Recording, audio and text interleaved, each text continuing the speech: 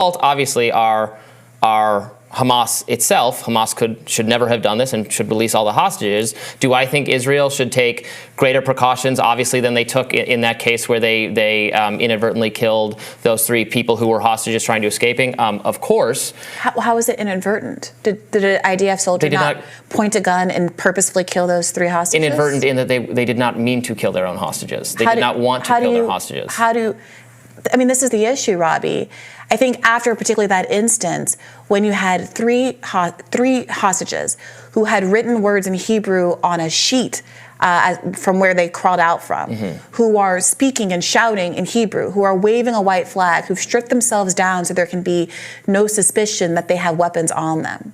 One of them, a curly red-headed guy. I mean, there were a lot of indications that these people were Israeli and not Palestinian. Again, not that it should have mattered. Innocent, weaponless, surrendering Palestinians should also not be gunned down in that way.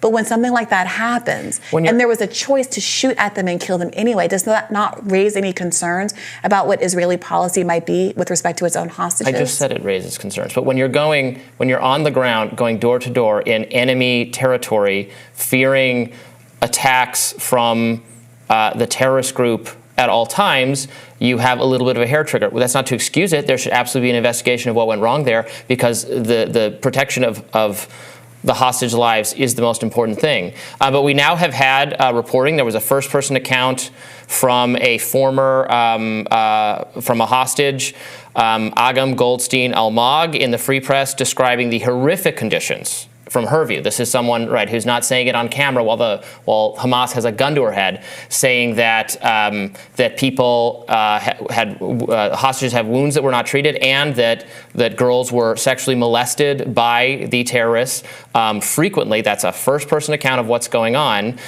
Look, but she doesn't say she was molested, so it's not a. I mean, it's a first-person account of what's going on, but not a first-person account of what has happened to her. So you can reject that if you like. I'm not rejecting it, but that's very similar to the evidence that we've had so far. Does it not strike you as curious that, again, it's not that there couldn't be very plausibly an allegation of discrete sexual violence. Sexual violence is ubiquitous in this world. But what's been alleged is that there was widespread and systemic sexual violence.